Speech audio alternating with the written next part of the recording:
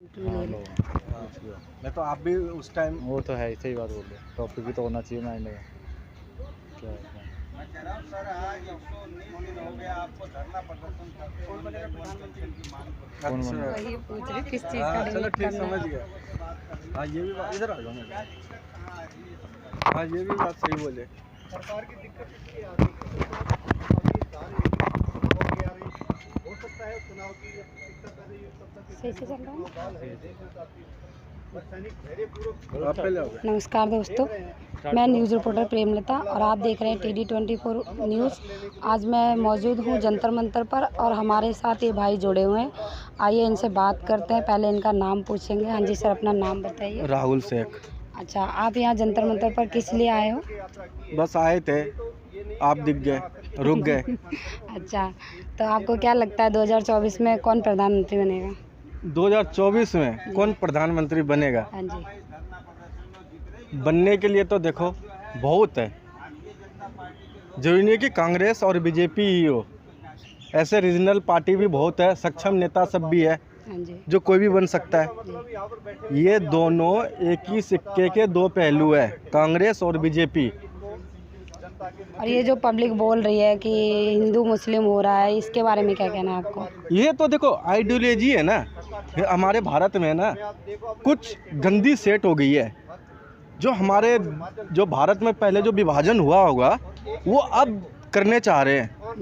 कुछ भक्त ऐसे मिले हुए हैं जो सोचते हैं लड़ाई करवाओ, दंगे कराओ, फसाद कराओ। आज बताओ, मणिपुर जल रहा है, हमारा प्रधानमंत्री विदेश जा रहा है, जी। तो हम क्या सोच सकते हैं? नफरत भरा हुआ है हमारे देश में, नफरत को ख़त्म करना चाहिए। हम तो सोचे थे नफरत ख़त्म हो गया भाई, कब? जब राम मंदिर बन गया, लेकिन आज उससे डबल नफरत हो गया हमारे देश में। क्यों? क्योंकि आइडियोलॉजी है ना, हिंदुत्व वाली सेट हो गई है। ये है, क्योंकि आइडियोलॉजी को ख़त्म करने के लिए अभी बहुत टाइम लगेगा। और ये जो बोलते हो ना प्रधानमंत्री कौन बनेगा, ये विपक्ष को अगर मोदी से टक्कर लेना है तो विपक्ष को एकजुट होना पड़ेगा। ये नहीं कि मायावती ने पहले ऐलान कर दिया कि हम तो अलग लड़ेंगे, वो 5 सीट से ज़्यादा जीत के दिखा दे लोकसभा में, 5 सीट से ज़्यादा, लेकिन फिर भी बोल रहे हैं हम अलग लड़ेंगे।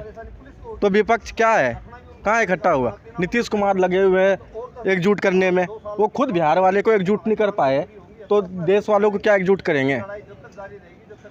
इसकी जो सपना है ना कि प्रधानमंत्री का, हाँ मैं तो चाहता हूँ, मैं बिहार से बिलोंग करता हूँ, भागलपुर से, मैं तो चाहता हूँ मेरे यहाँ का कोई प्रधानमंत्री बने, लेकिन वो सक्षम नहीं। कहाँ है? बिहार को क्या डेवलप करा उसने?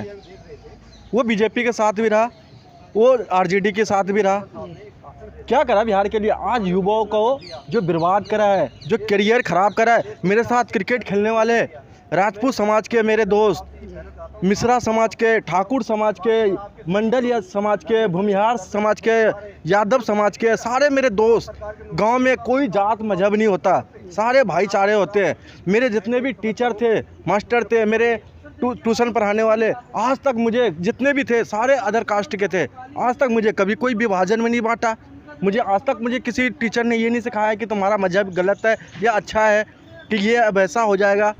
आज हम क्या महसूस कर रहे हैं देश में? सर, लोगों का कहना है केजरीवाल जी ने जो शीश महल बनवाया, उसके बारे में क्या कहना है? हाँ, शीश महल, आपने बिल्कुल राइट पूछा। शीश महल देखो, यही तो कहावत है, जो सरकार जो कहते हैं ना, जब पक्षी कोई होता है जो छोटा होता है ना, वो पिंजरे में रह के चे चे चे चे चे चे करता है, जब उसको पंख आ जाती है ना, सीधा वो उड़ने लगता है। वही पंख केजरीवाल को हो गया है, और कुछ नहीं। ये शीश महल कह रहे हो ना, ये इसका अगर केजरीवाल का अगर प्रधानमंत्री बन जाए, जो आप शीश महल कह रहे हो, जो महल नहीं है वो बनवा ले अगर इनका चले तो। यही बात कह रहे हो ना, हम भी उसी पार्टी में से थे जुड़े हुए, चंदा ले लेके इलेक्शन लड़े थे। पूछ लेना कभी किसी प्रवक्ता से, आम आदमी पार्टी वालों से, चंदा ले लेके चुनाव लड़े थे। लेकिन मैं तो शुक्रिया अदा करूंगा किसका? अन्ना हजारे का, उसके साथ साथ कुमार विश्वास का, जो ऐसे राक्षस को छोड़ के चले गए दिल्ली में भुगतने के लिए ऐसे आम आदमी को। मैं कहता हूँ केजरीवाल कुछ सही करे, कुछ गलत तो कम से कम 80% ऐसा है कि गलत काम करा है, 20% सही करा है। लॉलीपॉप दे के, फ्री दे के, फ्री क्या दे रहे हो आप? बताओ ना, बस में फ्री घुमा दिया, और उस वो जेंट्स पे आपने ठोक दिया, फिर ही कहाँ हुआ? मोहल्ला क्लिनिक खोल दिया। अरे हाँ, और आपने स्कूलों में मतलब काफ़ी कुछ रिपेयर हो रहा है। हेलो, आपने बिल्कुल सही बोला। जहाँ आप बोल रहे हो ना, ये मोहल्ला क्लिनिक, सबसे पहला मोहल्ला क्लिनिक जो दिल्ली में खुला था, पिरागढ़ी कैंप में खुला था, वहीं पे मैं भी वहीं का रहने वाला हूँ। उस टाइम उद्घाटन हुआ था, सारे विधायक, मंत्री, मीडिया सब पहुँच गए थे वहाँ पे। आज ये क्यों नहीं दिखा रहा है कि जिस टाइम उसका उद्घाटन हुआ था, एक से एक एम्बुलेंस उसके आगे लगा दी थी, डिस्पेंसरी के आगे, एक से एक डॉक्टर को, एक से एक कलाकार को वहाँ पे उतार दिया था। आज उसी डिस्पेंसरी में जाओ, किसी का हाथ कट जाए, एक बैंडेड पट्टी करा के दिखा दो, नहीं करते। क्या करते हैं? मेरा खुद लगा था, तभी तो मैं कह रहा हूँ, जहाँ पहला मोहल्ला क्लिनिक बना था पिरागढ़ी कैंप में, वहाँ की स्थिति बता रहा हूँ मैं। आप कहीं से कहीं किसी का सर फट जाए, उसकी पट्टी करवा के दिखा दो, मैं मान जाऊंगा। आप रिपोर्टर हो ना, कहीं पे जाके इंटरव्यू करना, किसी का सर फट जाए, आप लेके जाना मोहल्ला क्लिनिक में। आप ये देख लेना, सबसे पहली बात, मैं नेतागिरी के चक्कर में नहीं रहता, सत्य को सत्य बोलने की क्षमता है मेरे अंदर। ज़मीर किसी और का मर गया होगा, मेरा नहीं मरा है। ज़मीर जिंदा रहेगा तो बोलता रहूँगा। अरे 2 बार 3 बार सरकार क्या बना के, अगर मेरे भारत पे आँच आएगा ना, मैं अपने बाप को भी नहीं छोड़ता। बस यही बात है। पार्टी तो आते जाते, बहुत आते जाते हैं, लेकिन हम किसी का गुलाम नहीं है। जो कोई गलत करे, हम उसका गलत का साथ देंगे। आपने विपक्ष का कहना है कि मोदी जी तानाशाही सरकार है, तो आप क्या कहना चाहते हैं इस बारे में? ये है, तानाशाही तो है ही नहीं, पूरा है। जी। यही जंतर मंतर पे जो महिला पहलवान था, जो मान सम्मान हमारे देश का विदेशों में बढ़ाया, उसी को 28 तारीख को जब जहाँ पार्लियामेंट में उद्घाटन, हवन, कुरान सारे हो रहे थे, भगवत गीता हो रहे थे, वहीं पे पहलवानों को सड़कों पे, रोडों पे, पटरियों पे, थानों में जाके बेइज्जती करवा रहे थे। क्या ये देश भूल जाएगा ये दिन? क्या किसी मजहब से बिलोंग करता था वो खिलाड़ी पहलवान? उसको चाहती पुलिस तो शांति से उसको बैठा सकती थी एक जगह पे, अगर पुलिस चाहती तो। लेकिन ये सरकार के दबाव में आके, लश्कर भी इन्हीं का है, सरदार भी इन्हीं का है, सच को झूठ लिख दे, अखबार भी इन्हीं का है।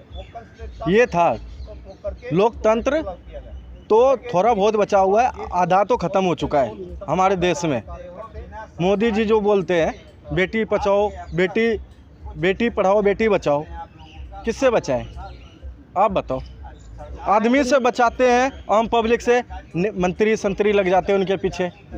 आम जनता नहीं थे, वो तो पहलवान थे, मेडल जीतने वाले, उनको नहीं छोड़ा तो आम नागरिक का क्या हाल होता होगा? आम नागरिक ना, बस वही कहते हैं ना, कहावत है कि अपनी जिम्मेदारी खुद जी रहे हैं, किसी सरकार की मोहताज नहीं है। आज की डेट में सरकार आते हैं, वादे करते हैं, चले जाते हैं वोट लेके। बहुत ऐसे हमने नेता देखा अपनी उम्र में। हमने तो ऐसे ऐसे देखा, जब हमारे यहाँ हमारे ये जो बाबा कितने आए थे, हम उसको भगवान समझते थे। आप भी भगवान समझते होंगे उनको। ऐसे कितने, मैं उदाहरण दे दूं, नाम नहीं बता सकता हूँ, मैं नाम भी बता दूंगा, इससे कोई दिक्कत नहीं है। वो जेल में भी है अभी तक। आसाराम हो गया, राम रहीम हो गया, और बहुत पहलवान। हम भी तो उनको, आप भी तो उनको भगवान समझते थे। राम रहीम जी को तो आप छोड़ दिया गया। छोड़ दिया, ऐसे छोड़ देते हैं।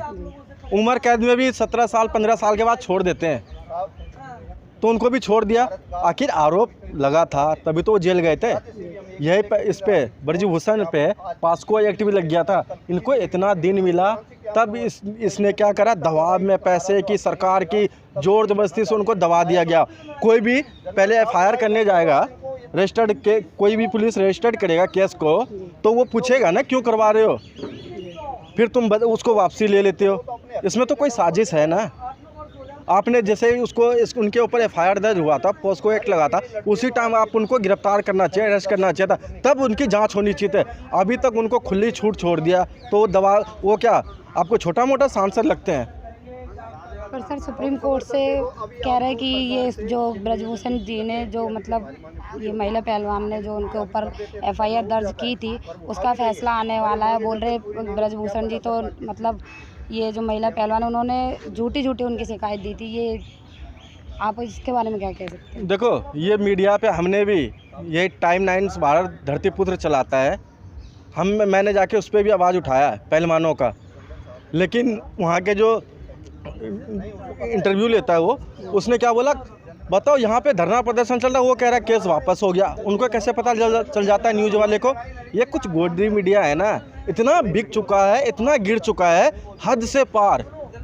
हमारे देश में ना ये सोचते हैं लोकतंत्र को ख़त्म कर दे, लेकिन ऐसा हमारा नागरिक, हमारा देश में अभी भी संविधान जिंदा है। जब तक संविधान जिंदा रहेगा हमारे देश में कोई आँच नहीं आने वाला। बस मैं इतना ही बोल रहा हूँ। धन्यवाद।